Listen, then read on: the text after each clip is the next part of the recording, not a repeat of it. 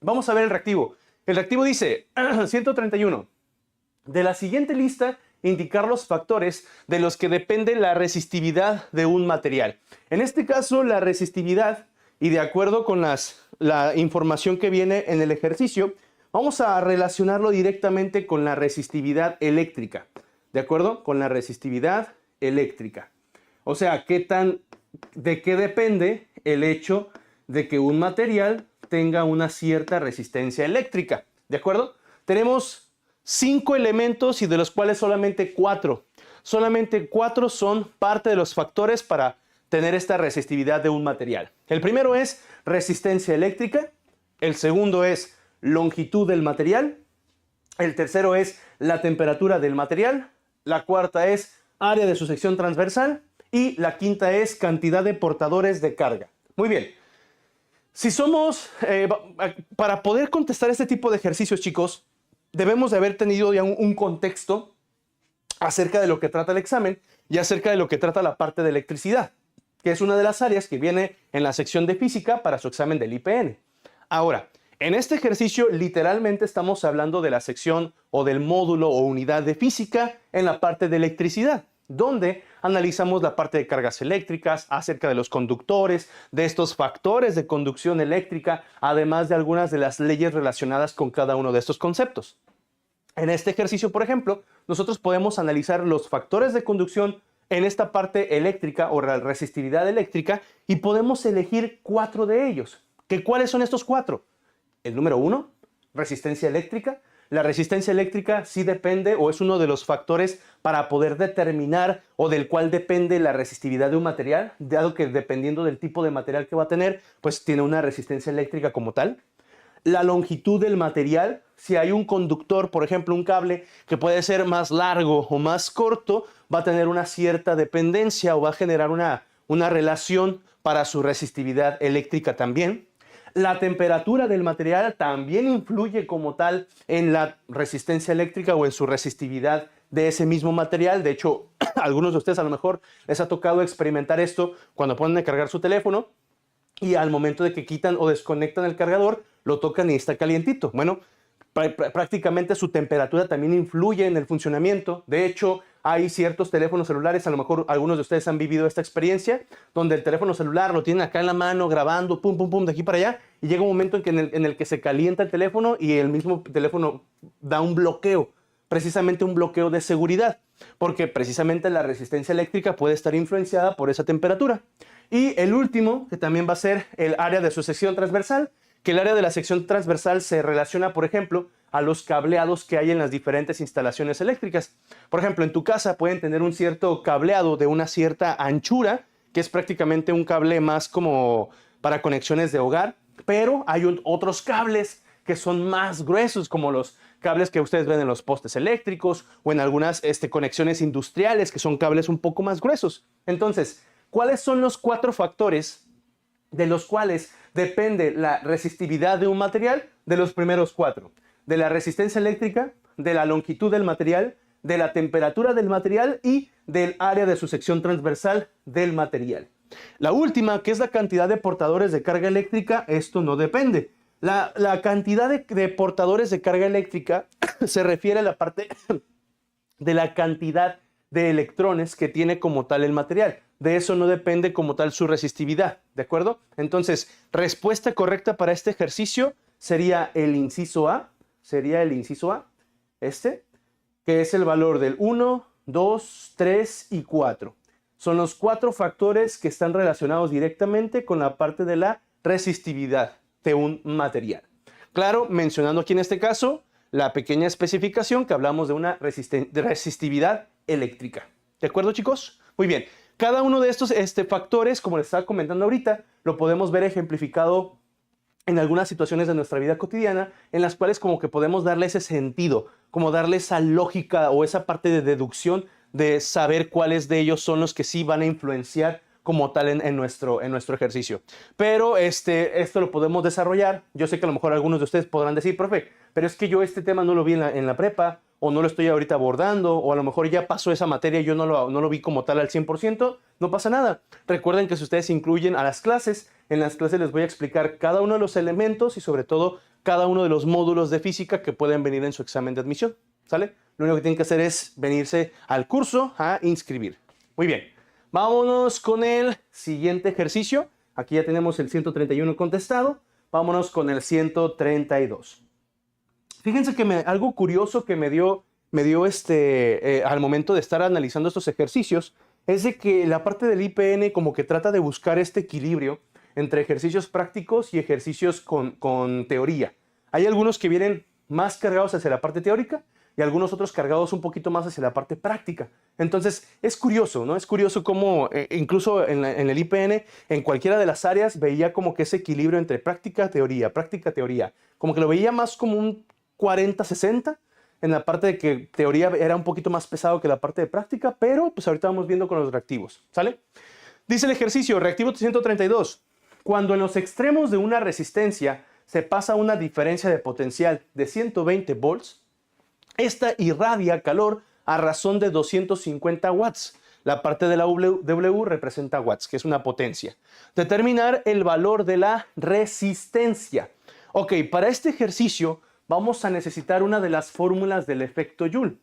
Que el efecto Joule, precisamente lo que analiza dentro de los sistemas o circuitos eléctricos, analiza la generación de calor al momento de que una cantidad de corriente eléctrica o un flujo de electrones está en tránsito. ¿De acuerdo? Ahora, ¿cuál es la fórmula? Porque puede haber varias fórmulas. ¿Cuál es la fórmula que podemos utilizar en este ejercicio? Podemos utilizar la de potencia es igual a voltaje al cuadrado sobre resistencia. Esa sería la fórmula que podemos nosotros implementar en este ejercicio. ¿Sale? Potencia es igual a voltaje al cuadrado sobre resistencia. Podemos encontrar los elementos, podemos encontrar el voltaje, podemos encontrar la resistencia, podemos encontrar la potencia dentro de nuestro ejercicio. Sí. De hecho, sí, déjenme aquí ponerlo con otro color. Por ejemplo, la potencia, que es la parte del calor que irradia, es la parte del 250, ¿sale? Déjenme ponerlo de este lado para que no nos abarque tanto espacio, ¿sale? Tenemos aquí el 250. Y luego, además, tenemos la diferencia de potencial, que la diferencia de potencial se refiere a la parte del voltaje, que los voltajes son 120, ¿sale? Déjame cambiarlo de color porque creo que ahí se pierde un poquito con la orilla y para que ustedes lo tengan al 100% ahí identificado. Entonces tenemos potencia que son los 250 watts y tenemos la parte del voltaje que son 120 volts. Y la pregunta en este caso es la resistencia.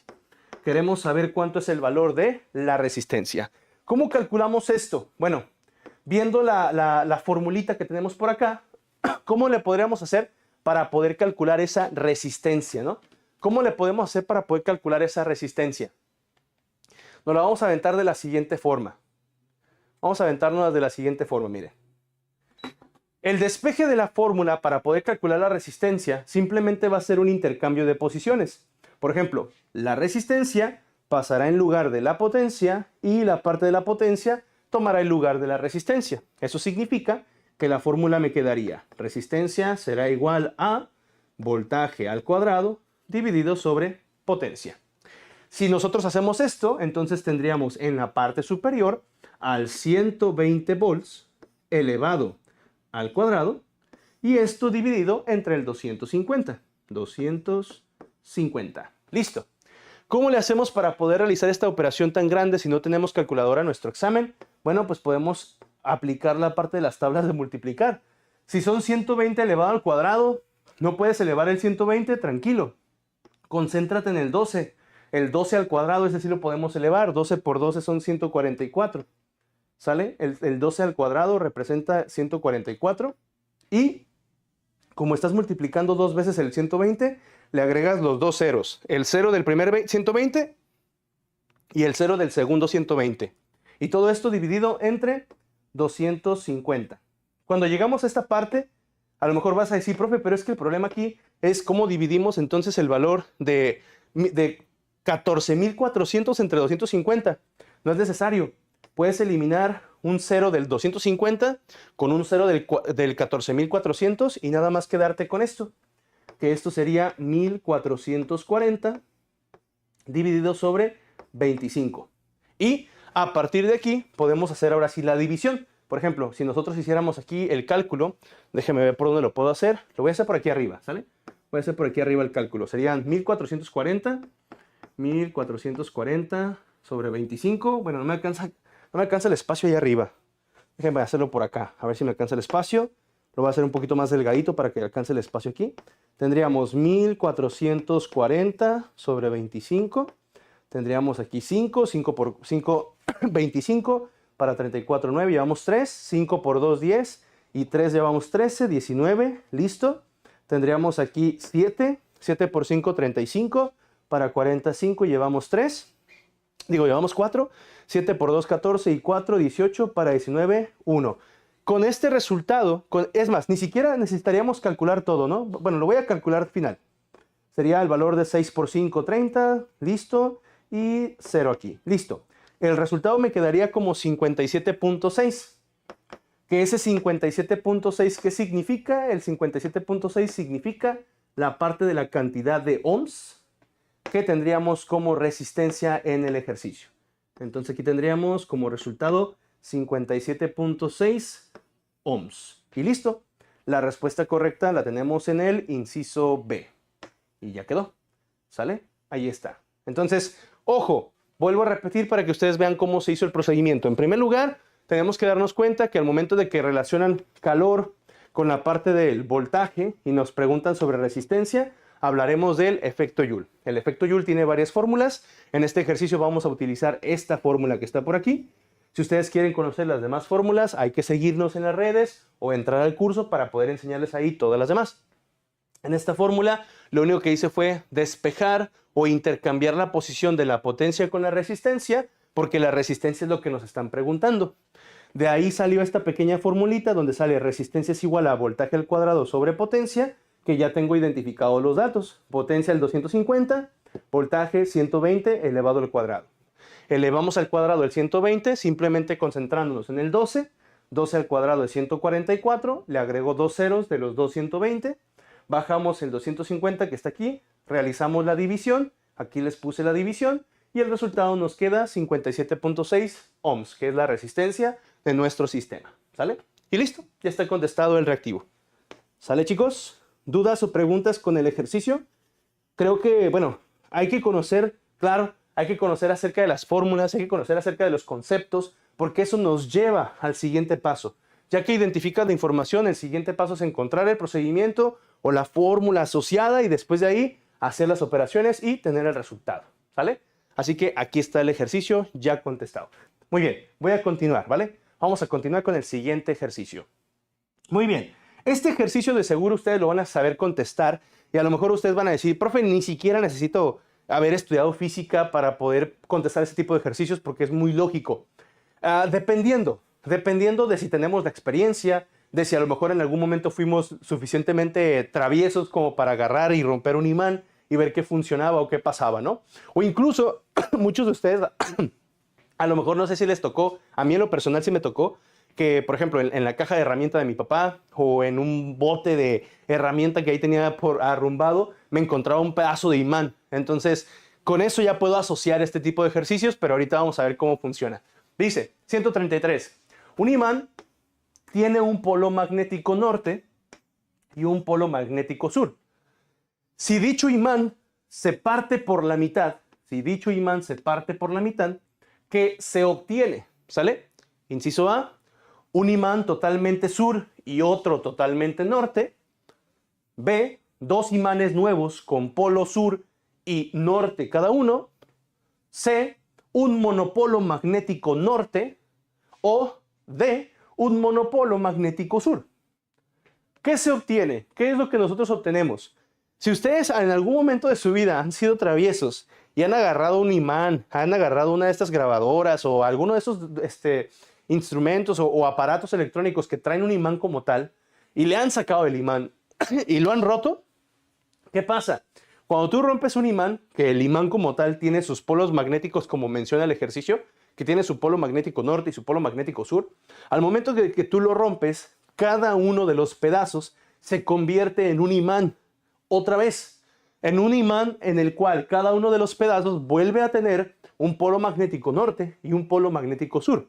De hecho, esos pedazos de imán, si nosotros los volviéramos a cortar o los volviéramos a romper en otros dos pedazos, pues otra vez cada pedacito se convertiría en un nuevo imán con un nuevo polo magnético norte y un nuevo polo magnético sur. Por lo tanto, la respuesta correcta en nuestro ejercicio sería el inciso B. Dos imanes nuevos con polo sur y polo norte cada uno. La primera, un imán totalmente sur y otro totalmente norte. No, al momento de que tú rompes sí, pues como tal, rompes un imán, cada uno de los pedazos se convierte en un nuevo imán. Un monopolo magnético norte, no. Un monopolo magnético sur, tampoco. La respuesta correcta es el inciso B y pues de esa manera nosotros lo podemos comprobar, ¿sale? Creo que la verdad, a mí me ha tocado muchas veces como que encontrar un pedazo de imán ahí en la herramienta y decir, oye, aquí hay un pedacito de imán. Y aunque sea un pedazo muy pequeño, de todos modos tiene esa propiedad de tener todavía su polo magnético norte y su polo magnético sur. ¿De acuerdo? Muy bien. Creo que este es uno de los teóricos más sencillos, como más fáciles para la parte de ciencias sociales, ¿no? Pero bueno, igual, todo depende si conocemos sobre el tema, si lo hemos abordado. De hecho, esta información, cuando llegamos a la parte de electromagnetismo y magnetismo en el curso, ahí les explico también ese detalle, porque pues a lo mejor puedo creer que a lo mejor no todos han tenido esa experiencia de ver cuándo se rompe el imán o qué sucede cuando cortas o rompes un imán y se vuelven dos pedacitos. O sea, ahí sí sería como que la parte de darles ese pequeño dato, esa pequeña información para el examen de admisión. ¿Sale? Muy bien. Siguiente ejercicio, el 134. Dice, ¿cómo se llama el método de magnetización? Aquí una cosa importante. Método y magnetización. Método de magnetización. En el que se coloca un material en medio de un campo magnético. Se coloca un material en medio de un campo magnético intenso, como el de un electroimán potente, en el que sus dominios magnéticos se alinean. Inciso A, contacto. Inciso B, inducción. Inciso C, inmersión. O inciso D, frotamiento. Cada uno de estos cuatro conceptos o respuestas se enfoca prácticamente a los tipos de magnetización e incluso los tipos de cargar, electrificar un cuerpo, ¿sale? Aquí se están refiriendo directamente a la parte del magnetismo, cómo magnetizamos o cuál es el método para magnetizar un material. Pero también entra entran como tal los conceptos en la parte de cómo electrizar o cargar eléctricamente algún material también.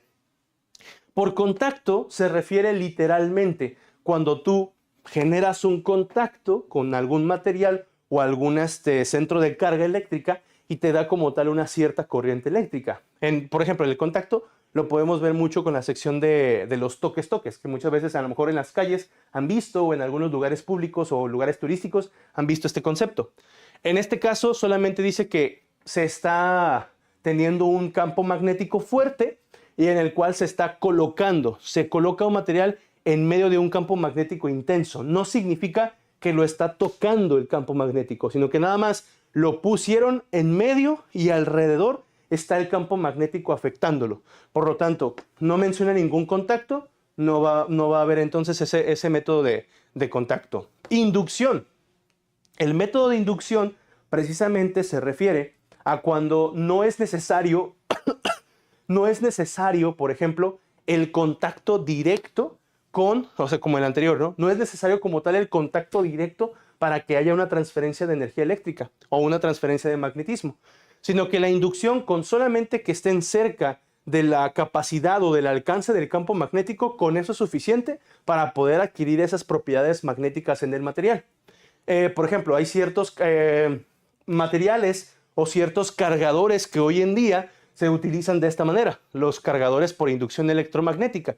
No sé si les ha tocado ver a lo mejor en alguna publicidad o en algún tipo de ventas de productos electrónicos, algunos cargadores donde el teléfono ya ni siquiera necesita estar en contacto, ya ni siquiera estar conectado con el cable ni nada, sino que traen cada quien un receptor, un generador o un emisor de energía electromagnética, y el teléfono trae un receptor y entonces ahí se genera por medio de la inducción la carga eléctrica o en este caso la magnetización. Inmersión es cuando sumergen como tal en un material que tenga esas propiedades magnéticas, y frotamiento literalmente se refieren al frotamiento de un material con otro. A lo mejor no sé si les ha tocado ver que, cuando, no sé, alguien quiere usar, por ejemplo, un desarmador y que trata de agarrar como que tornillos así con el puro imán del desarmador, el desarmador ya perdió fuerza magnética. Entonces lo que hace es como rozarlo o frotarlo con un imán para que vuelva a adquirir un poco de carga magnética o de ese mismo campo magnético, y ahora sí agarran los tornillos y ahora sí se pegan en la punta del desarmador. Entonces, la respuesta correcta para este ejercicio sería el inciso B, la parte de la inducción. Ese es el método de magnetización por el cual, con solo poner un campo magnético y en medio el material, la misma radiación o la misma generación de ese campo magnético que está afectándolo, que está rodeándolo, va a generar esa alineación de los dominios magnéticos de tal forma que va a quedar cargado magnéticamente.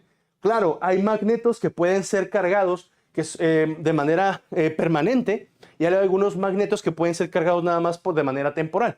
Todo dependiendo de la intensidad a la que están expuestos, al tipo de sistemas magnéticos en el que estuvieron generados o cargados como tal. Entonces, todo esto también se puede analizar durante las clases del curso. Entonces, en este caso, en el ejercicio, como no mencionan contacto, podemos descartar contacto, igual a parte de inmersión y también igual a parte del frotamiento. Debido a que el frotamiento también requiere una cierta parte de contacto al momento de desarrollarlo. ¿Sale?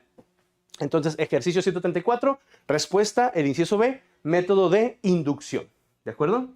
Muy bien. Vamos a seguir con otro reactivo, chicos. Otro reactivo, 135. Este es interesante porque aquí les voy a comentar algunos hacks importantes para el examen de admisión. Algunos hacks importantes para el examen de admisión. Por ejemplo, dice, reactivo 135, determinar distancia, ojo. Una de las estrategias que yo les digo a mis alumnos cuando están en el curso, que les pongo un montón de ejercicios durante las clases para que ustedes puedan practicar y sobre todo familiarizarse con el examen, yo siempre les digo, cada vez que contesten un ejercicio de física, que su método de resolución de ejercicio sea el siguiente. Número 1, lee el ejercicio muy bien. Léelo con comprensión, léelo y al momento de que vayas leyéndolo, trata de identificar los datos, los valores que son importantes, porque después esos valores te van a ayudar a encontrar la pista de la fórmula o el proceso que vas a utilizar. Y después solucionas o haces operaciones. Por ejemplo, aquí, determinar distancia. La distancia es algo que nos están preguntando desde el principio, ¿sale? Es importante que en física desde el principio, o incluso una vez leído el texto del reactivo, podamos decirnos, ¿qué me están preguntando? ¿Sale? Es importante que digamos, ¿qué me están preguntando? ¿Qué es lo que tengo que resolver? ¿Qué es lo que tengo que contestar o buscar? ¿No? Es lo importante. Luego dice, determinar distancia recorrida en kilómetros, que hay un dato importante, en kilómetros, de un automóvil cuya rapidez, otro concepto muy valioso, es 45 metros sobre segundo, durante 2 horas y media. ¿Sale? Ok.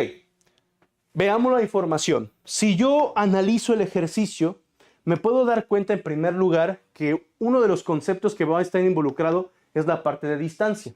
La distancia es algo que me están preguntando debido a que no se conoce o no se reconoce como tal en el ejercicio todavía. Algo que sí viene es la parte de la rapidez, que la rapidez son 45 metros sobre segundo, ¿verdad? Eso es lo que yo ubico en este caso, que bueno, la rapidez normalmente la representamos también con la V dentro de un examen de admisión porque se refiere a la magnitud de la velocidad, no como tal a todo el carácter vectorial de la velocidad, solamente a su magnitud, ¿ok? Y además de esto, también viene la parte de durante 2 horas y media, que la última sección que tenemos por aquí representa un tiempo. Entonces, distancia, algo que estoy buscando, la velocidad o la rapidez en este caso, que fueron los 45 metros sobre segundo, y tengo un tiempo que son 2.5 horas. Ahí está. ¿Y cómo calculo yo entonces la parte de la distancia teniendo velocidad y teniendo tiempo? Bueno, yo aquí les digo la parte del triángulo mágico. Yo les digo, ok, si tú no te acuerdas de cuál es la fórmula o el despeje de la fórmula, pues recuerda el triángulo mágico. El triángulo mágico te ayuda a reconocer cuáles son los despejes para las diferentes variables involucradas en una fórmula como esta. Distancia es igual a velocidad por tiempo. O algunas veces han escuchado a lo mejor ese tipo de de una mnemotecnia para poder recordar ¿cómo se dice? Esta formulita. Dios lo ve todo, ¿no? A lo mejor algunos de ustedes han visto esta mnemotecnia de Dios lo ve todo. Y esa mnemotecnia, ¿a qué se refiere? Pues simplemente es la forma de poder recordar los elementos de esta fórmula de distancia igual a velocidad por tiempo, ¿vale? Ahora, si yo tengo ya sea la mnemotecnia o ya sea el triángulo mágico, podemos determinar la distancia. Se puede determinar la distancia multiplicando la velocidad por el tiempo, ¿verdad? Entonces, yo voy a desarrollar esta multiplicación de velocidad por tiempo. Sin embargo, el problema aquí que me enfrento es a lo siguiente. En el ejercicio nos están pidiendo la distancia que va a recorrerse en la unidad de kilómetros. Y yo tengo a la velocidad en la unidad de metros sobre segundo. Significa que debo de transformar, debo de convertir la velocidad de metros sobre segundo, convertirla a kilómetros por hora. ¿Y cómo le puedo hacer para yo poder transformar? ¿Cómo le puedo hacer para yo poder transformar esta magnitud a kilómetros por hora? Bueno, sencillo. Lo único que tendríamos que hacer para poder transformar de metros sobre segundo, transformar a kilómetros por hora, es multiplicar por 3.6, ¿vale? Multiplica por 3.6. Así es.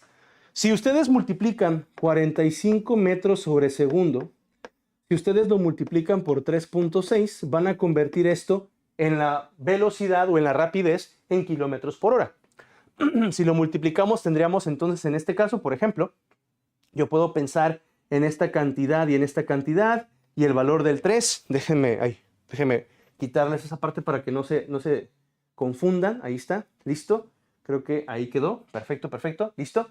¿Cómo puedo transformar esto? Pues rápidamente multiplicamos 45 por 3. Tendríamos un total de 135.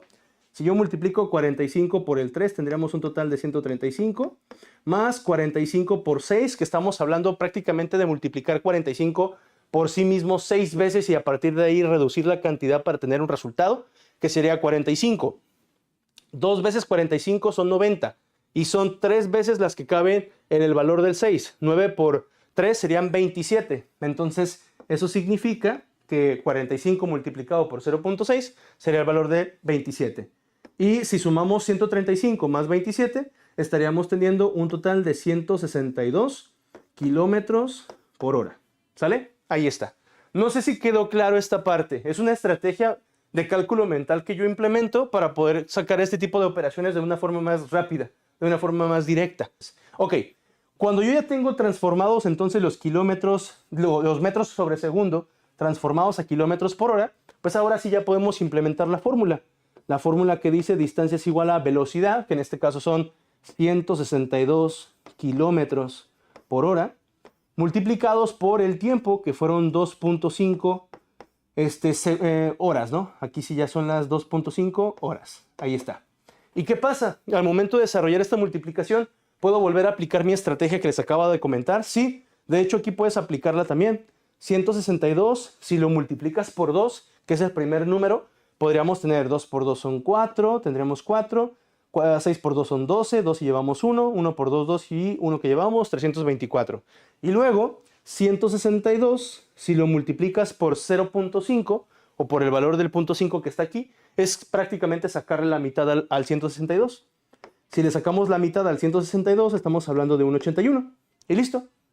A partir de aquí sumamos y obtenemos el resultado. 4 y 1 tendríamos 5.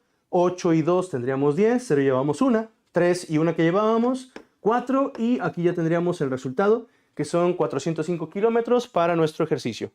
La respuesta correcta entonces la tendríamos en el inciso C y ya está contestado el reactivo. ¿Sale? Repito nuevamente el procedimiento rápido. Primer paso, identificamos los datos, nos falta distancia, tenemos velocidad y tenemos tiempo. Nos preguntan sobre la distancia, pero la velocidad hay que transformarla de metros sobre segundo a kilómetros por hora. Hago la transformación, listo, multiplicamos 162 kilómetros por hora, que es la velocidad ya convertida, por el tiempo, que son 2.5, sacamos la operación y tenemos el resultado, que son 405 kilómetros finales. Y listo, ya tenemos la respuesta para nuestro ejercicio. ¿Sale? Ahí está, chicos. Perfecto, perfecto, perfecto. Bien, bien, bien, bien, bien. Espero que todo vaya bien, que no haya dudas. Ahí ustedes me comentarán si todo vamos bien, si hay alguna duda que tengan pendiente, ¿sale? Voy a seguirle con el otro ejercicio, ¿vale? Vámonos. 136, chicos.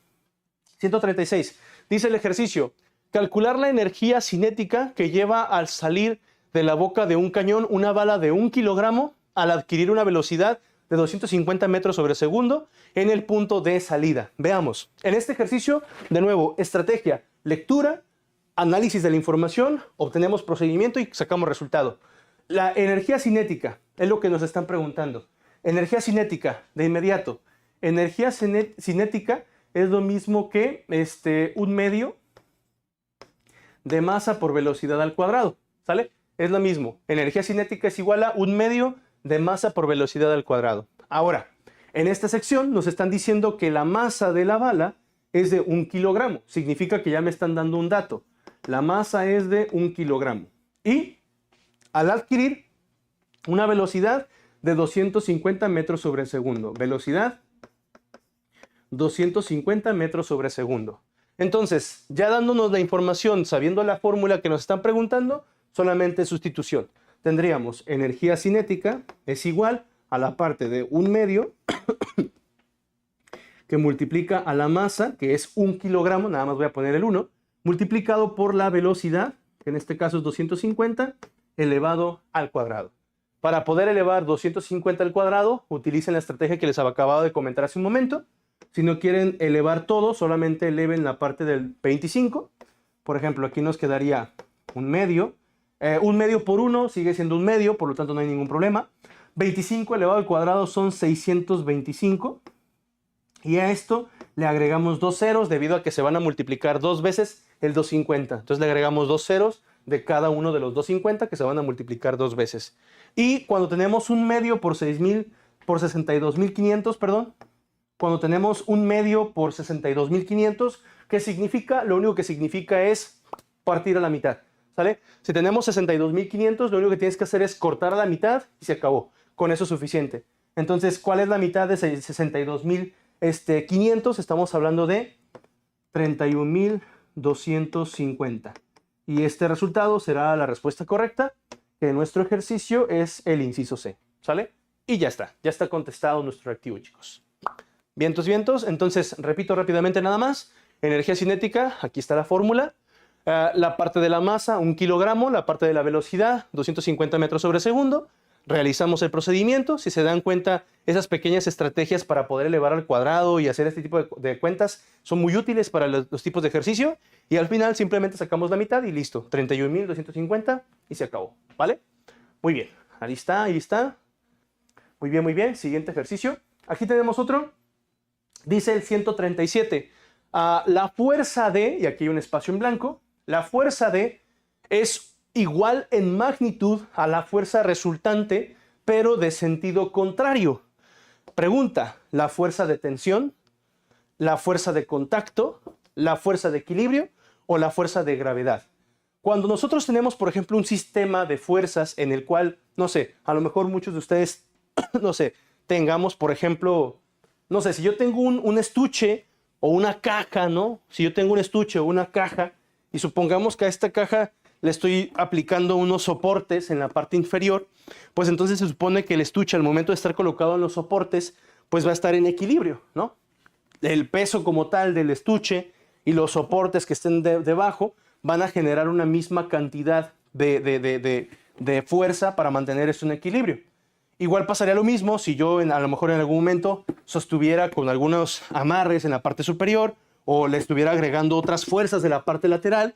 Todo lo que influiría en el cómo agarramos este estuche, pues va a generar precisamente esa cantidad de fuerza resultante, que sería sumar todas aquellas fuerzas que están involucradas en el movimiento o en el reposo del objeto. Pero al momento que hablamos de una fuerza resultante, se habla precisamente de cuando un objeto puede estar en equilibrio, puede estar en una suma de fuerzas resultantes y al momento de tener el total, pues simplemente va a estar en detenido o en reposo. Por lo tanto, esa parte de la cantidad de fuerzas que están actuando sobre un cuerpo y que al final de cuentas es la misma, porque aquí menciona, la fuerza D es igual en magnitud a la fuerza resultante, pero de sentido contrario, se refiere precisamente ¿a qué? A la fuerza de equilibrio, que es lo que mantiene a los cuerpos en ese equilibrio, ya sea en reposo, ya sea en movimiento. Entonces, prácticamente esa cantidad de fuerzas resultantes, que al final de cuentas, si es una fuerza resultante y se está manteniendo ese equilibrio, entonces va a ser esa oposición a la fuerza resultante en la misma magnitud, pero en sentido contrario, ¿sale? Y esa sería la parte de la fuerza de equilibrio. Muy bien. Voy avanzando. Siguiente ejercicio, chicos. Siguiente ejercicio. 138. Bien, aquí hay otro ejercicio. Dice, para levantar a un paciente, 4 enfermeras lo colocan en una sábana. Supongamos que aquí voy a poner el ejemplo, ¿no? Aquí voy a poner la sabanita en la cual las enfermeras... Y aquí tenemos el paciente, ¿no? Aquí está el paciente, listo. Ahí está el paciente. Dice, se coloca cada una a un lado de la sábana y lo levantan. Se supone que aquí en este caso son 4 enfermeras. Entonces significa que a lo mejor cada una de ellas se colocó en una de las esquinas de la sábana, ¿no? A lo mejor se colocó en una de las esquinas de la sábana. Y dice, si cada enfermera ejerce una fuerza de 230 newtons, ok, aquí dice que cada una de ellas, cada una de ellas está generando una fuerza para poder levantarlo. Eso significa que están generando estos vectores de fuerza, cada uno de 230 newtons. 230 newtons, 230 newtons, 230 newtons y 230 newtons, ¿ok? Tenemos 1, tenemos 2, tenemos 3, tenemos 4. Y dice que con esas 4 enfermeras cargándolo con esas fuerzas de 230 newtons, se logra levantarlo, ¿sale? Se logra levantar. Pregunta, ¿cuál es el peso newtons del paciente? Bueno, suponiendo en este caso que las 4 enfermeras están levantando al paciente y por ejemplo, al momento de levantarlo, lo mantienen aquí, ¿no? Lo mantienen ahí levantadito, acostado a lo mejor en la sábana, pues ¿qué está sucediendo?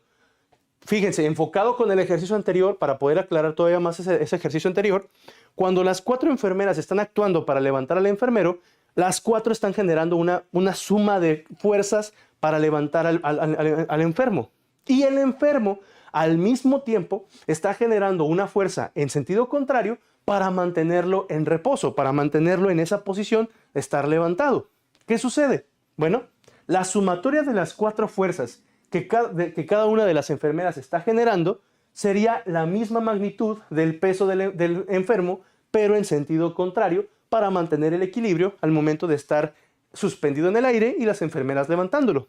Por lo tanto, aquí en este caso, la respuesta simplemente será la multiplicación de los 230 newtons que cada una aplica por las 4 enfermeras. Tendríamos aquí, por ejemplo, 4 por 0, 0, 4 por 3 tendríamos 12, llevamos una, 4 por 2, 8 y una, 9. Entonces tendríamos en total que el enfermo tendría también un peso en newtons de 920 newtons y se acabó, ¿sale?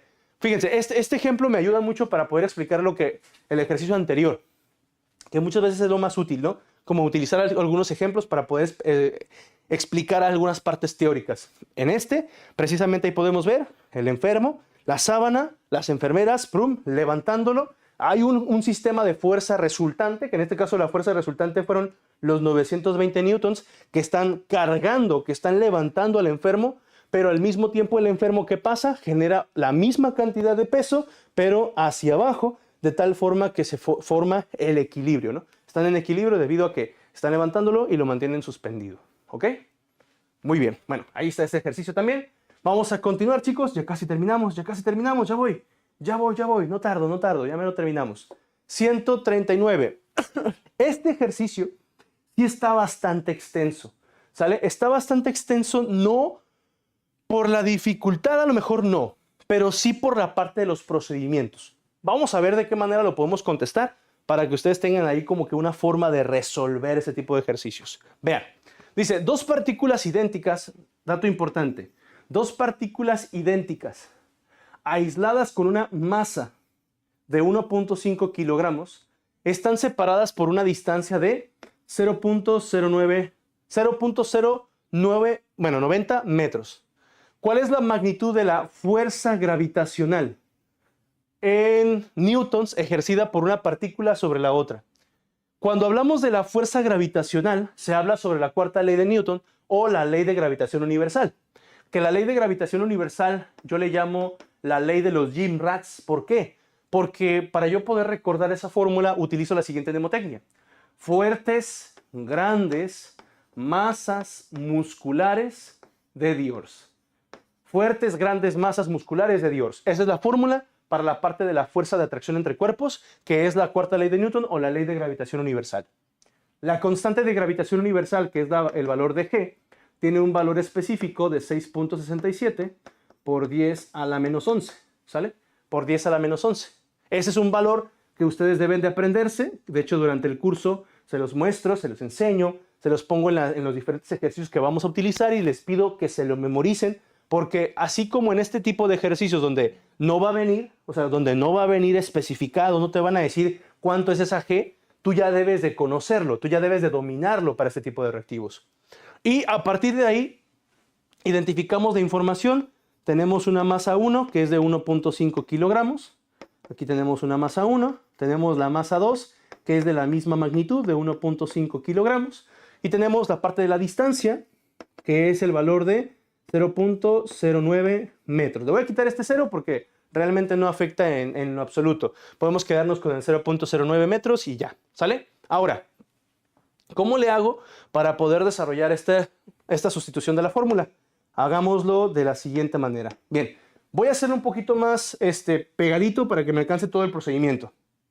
Si usamos la fórmula, tendríamos lo siguiente. Fuerza es igual a la constante de gravitación, 6.67 por 10 a la menos 11, y esto va a multiplicar ¿a quiénes? Va a multiplicar al 1.5, que multiplica a 1.5 en la parte superior, y en la parte inferior al valor del 0.09 elevado al cuadrado, ¿sale? Aquí tengo la parte de la información, déjenme ver si se alcanza a ver bien, si no para volverlo a poner. No, creo que sí se alcanza a ver, sí, ahí está. ¿Saben si en el examen aplican Exani, Levy, Ackermann? Sí, en el Exani aplican física siempre y cuando vayas a alguna carrera de ingenierías. Ingenierías, la parte de ciencias físico-matemáticas, alguna de las carreras que tengan que ver con ingeniería sí aplican física en el Exani, ¿sale? Ahora, fíjense lo que voy a hacer, ¿sale? Sé que a lo mejor trabajar con puntos decimales en un examen de admisión y sobre todo cuando son este tipo de valores puede llevarnos bastante tiempo. Una alternativa que les voy a dar en este ejercicio y que si no entendemos en otro en vivo les puedo traer más ejercicios relacionados con el punto decimal o con otro tipo de procedimientos. En este ejercicio como tal voy a aplicar la siguiente estrategia. Fíjense, voy a transformar cada uno de los valores de punto decimal a su expresión en fracción. Por ejemplo, 6.67 lo voy a representar como un 667 dividido sobre 100 y esto multiplicado por el 10 a la menos 11, ¿sale? Lo único que estoy haciendo es el 6.67 a convertirlo a una fracción. 6.67, convertirlo a 667 dividido entre 100. Es todo. Ahora, dentro del paréntesis, precisamente voy a aplicar la misma estrategia, pero en este caso el 1.5 y el 1.5 lo voy a representar como 3 medios. El 3 medios es precisamente el valor de 1.5, ¿sale? Y luego en la parte inferior también voy a aplicar la misma estrategia de convertir el 0.09, convertirlo a su expresión en punto decimal, que en fracción, que en este caso es el valor de 9 sobre 100 elevado al cuadrado, ¿sale? Eso es lo que estoy haciendo. Lo que estoy haciendo es cambiar el 1.5, cambiarlo por 3 medio, que es su equivalente en fracción. Déjenme cerrar aquí el paréntesis, perdón. El 0.09, convertirlo a su equivalente en fracción y elevarlo al cuadrado. ¿Por qué? Porque ahorita vamos a ver cómo nos va a ayudar esto. Por ejemplo, si desarrollamos estas operaciones tendríamos el siguiente paso. Fuerza sería igual a 667 sobre 100 por 10 a la menos 11. Y en la parte de la multiplicación aquí me va a quedar lo siguiente. Me quedaría 3 medios por 3 medios se multiplica de manera directa. 3 por 3 tendríamos 9. Y en la parte inferior tendríamos 4. Creo que puedo hacerlo un poco más corto para que me alcance el procedimiento completo. Tendríamos 3 por 3, 9 entonces arriba y 2 por 2, 4 abajo. ¿Listo? En la parte inferior, 9 sobre 100 elevado al cuadrado. Cada uno de los elementos se pueden elevar al cuadrado. Tendríamos 9 elevado al cuadrado sobre 100 elevado al cuadrado. Y a partir de aquí desarrollamos con operaciones de fracciones. Medios por medios, extremos por extremos. ¿sale? Voy a ponerlo más adelantito. Tendríamos entonces aquí, fuerza es igual a 667 sobre 100 por 10 a la menos 11. Y esto que multiplica a, en este caso va a quedar 9 al cuadrado que multiplica al 4. Y en la parte superior 9 por el valor de 100 elevado al cuadrado. ¿Sale? ¿Qué va a suceder en esta sección? Sucede lo siguiente. El 9 de arriba se va a cancelar con un 9 del 9 cuadrado de abajo. El 100 de aquí abajo se va a cancelar con el 100, uno de los 100 al cuadrado que está arriba. Y entonces todo este procedimiento va a quedar con el siguiente cálculo nada más. Tendríamos fuerza es igual a 667 por 10 a la menos 11 multiplicado por, déjenme recorrer esto un poquito más hacia arriba para que nos alcance el procedimiento, sobre 100 elevado al cuadrado, ahí está. Y aquí nos quedaría 100 en la parte superior, dividido sobre 9 por 4, 36. ¿Sale? De esta manera, entonces tendríamos lo siguiente. Podemos nosotros ya sea hacer la multiplicación de estos valores o simplemente hacer lo siguiente. Cuando nosotros multiplicamos el por 10 a la menos 11 por un 100, que el 100 tiene dos ceros a su derecha, esta multiplicación por 10 a la menos 11 por el 100 hace que el exponente del menos 11 reduzca, ¿de acuerdo? Baje su valor. Bueno, en este caso es aumentarle 2 para que baje el valor todavía más, ¿no? Quedaría de la siguiente manera, fíjense. Ya realizando esta operación tendríamos 667 sobre 36 por 10 a la, si tenemos 11 negativo y tenemos dos ceros aquí, entonces lo que voy a hacer es quitárselos. Sería menos 11 más dos ceros, tendríamos menos 11, le quitamos 1, menos 10, le quitamos otro, menos 9, ¿sale? Y ahora sí, fíjense, de todo lo que hemos hecho, el procedimiento se ha hecho un poco más sencillo.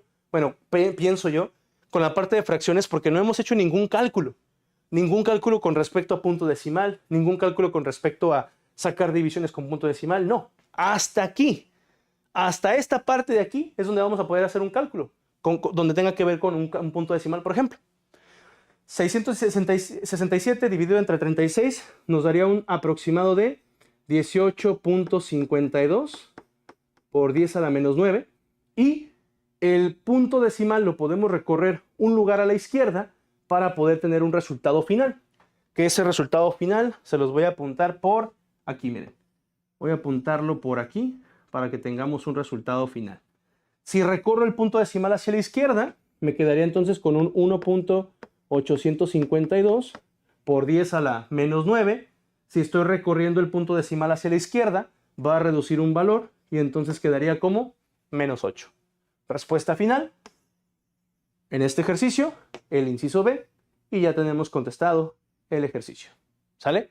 Sé que es bastante procedimiento, de hecho quise valorarlo, lo valoré mejor dicho, valoré hacerlo por puntos decimales y valoré hacerlo por este procedimiento de fracciones.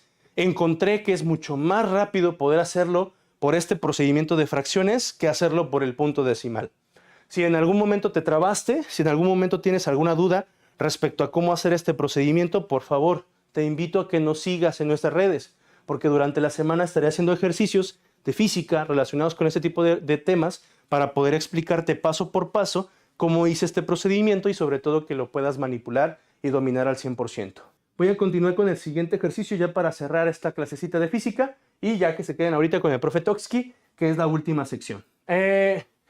Híjole, perdón, discúlpenme en este ejercicio, no me fijé, me faltó ponerle una parte del ejercicio, discúlpenme. Ahorita les voy a decir cuál era la parte que me faltó. Dice, según la imagen en la cara de tantos metros cuadrados, dice, de acuerdo con esta imagen, si nosotros colocamos esa figura apoyada en una superficie, ¿en cuál de estas caras se generaría una mayor presión? ¿Sale?